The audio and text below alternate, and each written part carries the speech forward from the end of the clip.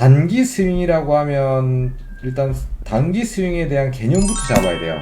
하나씩 정리하면서 적으면서 해보도록 합시다.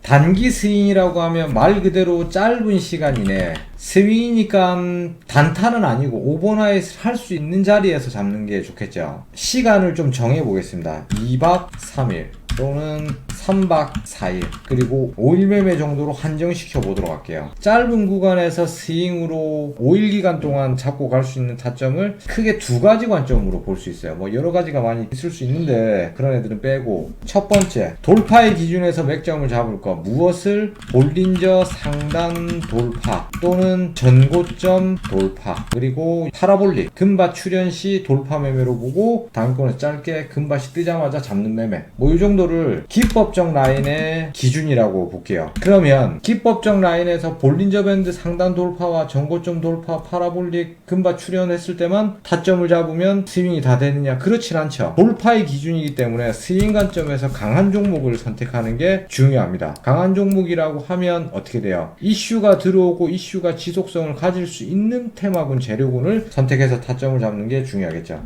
테마적 기준이라고 하면 재료 뉴스에서 기간이 남아있는 결과 발표라든지 투표, 일자 이런 것들을 함께 복합적으로 생각할 수 있겠죠. 예를 들어서 4월 7일날 서울시장 선거가 있는 걸 기준으로 해서 뭐 기간이 4월 7일까지 남았기 때문에 이슈 연속성이 있을 수 있다의 가능성이 남아있죠. 근데 4월 7일 근처가 됐을 때 4월 7일날 만약에 누군가가 예를 들어서 서울시장에 당선이 됐다. 당선이 되고 나서 그 관련 종목들을 테마 뉴스 기준이 남아있다고 해서 들고 갈 필요가 있겠습니까? 아닙니다. 뉴스가 끝났다에, 결과가 발표됐다에 털어야 돼요. 역으로 적용되는 경우들의 악재 속에서 재료 뉴스가 끝나고 나서 안 좋은 악재가 소멸됐다에 올라갈 수 있어요. 최근에 있었던 게 대웅이나 대웅제약이죠. 거기서 호재로 작용이 됐었던 메디톡스 같은 경우는 법정 싸움에서 이겼는데 그때 이후부터 그냥 쉐스로 빠져버렸어요. 올라가는 척하다가 빠져버리고 빠지는 척하다가 대웅하고 대웅제약은 올라갔어요. 악재 소멸, 호재, 결과 발표 완료, 요런 흐름에서 페이크가 나옵니다. 근데 거기에서 빠르게 받아들이고 흐름을 미리 알고 있는 사람이라고 한다면 대웅은 홀딩을 하고 메디톡스는 자르는 매매를 할 수 있겠죠. 어쨌거나 그 구간에서 결정을 한번 하고 갈 수 있어요. 근데 그렇지 않은 사람들은 거기에서 계속 가져갑니다. 결과가 떨어지고 나서 차트가 꺾이기 시작하는데 적당히 익절하고 나와야 되는데 나오지를 못하는 거죠. 기다리다가 본전가 왔는데 다시 한번 쳐주겠지 하는 그런 아쉬움에 그냥 홀딩해버리는 경우들이 생겨요. 그런 타점은 해서는 안 된다. 돌파의 기준에서 연속성이 남아있는 이슈라고 볼 수 있는 재료 테마 내용만 살려가야 된다. 완결된 거는 갖고 가면 안 된다. 갖고 가고 싶다고 하더라도 단기권에서 차트가 꺾이는지 안 꺾이는지를 유심히 바라보면서 대응을 반드시 해야 된다. 그리고 기술 내용 안에서의 부속들이 있어요. 뭡니까?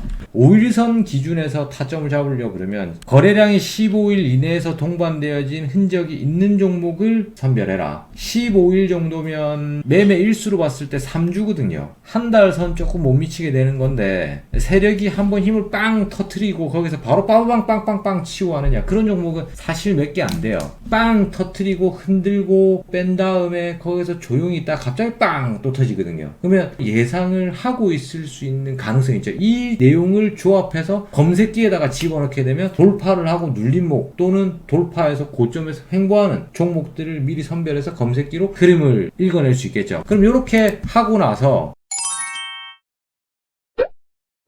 실전 매매를 할 때 주로 썼었던 방법인데, 이 종목을 할 건지 말 건지 선택을 해야 되겠죠. 이 선택이라는 평가 자체가 사실 굉장히 까다로워요. 그래서 이 평가를 한다는 게 아무나 할 수 없는 거예요. 오디션 프로그램 같은 데 보면 한 5-6명이 한 명을 세워놓고 평가를 하잖아요. 이 사람은 원래 발성이 좋고 노래를 잘하는 사람, 또는 퍼포먼스가 좋고 뭐 춤을 잘 추는 가수, 멘탈적인 부분을 보면서 그게 쇼맨십을 보겠죠. 뭐 그런 식으로 우리도 하나의 평가자가 돼가지고 각 종목들에게 점수를 매겨보는 거예요. 요 정도 기준만 나오더라도 점수를 매길 수 있는 기준이 되겠죠. 내가 볼린저 밴드 상단 돌파 영역군에서 타점을 잡아낼 건데 테마적 기준 이슈 동반이 남아있다. 그럼 여기다가 뭐 한 30점 정도를 주는 거예요.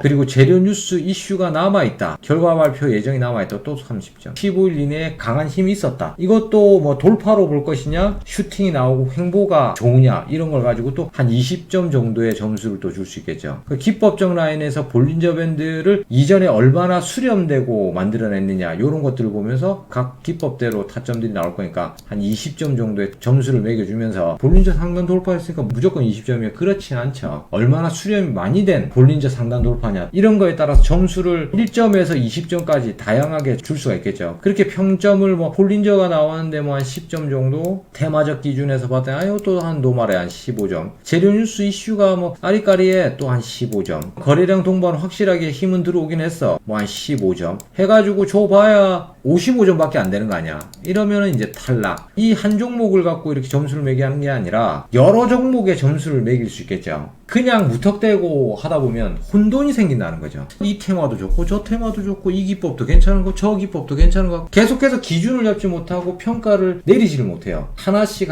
평가를 내릴 수 있는 사람들이 돼야 돼요. 그래야지만 선택해낼 수가 있거든요. 그냥 대충 선택을 하는 게 아니라 본인의 계획대로, 그리고 명확한 점수로서 불확실한 주식시장에서 조금이라도 구분을 해낼 수 있는 힘이 생겨야 되는 거예요.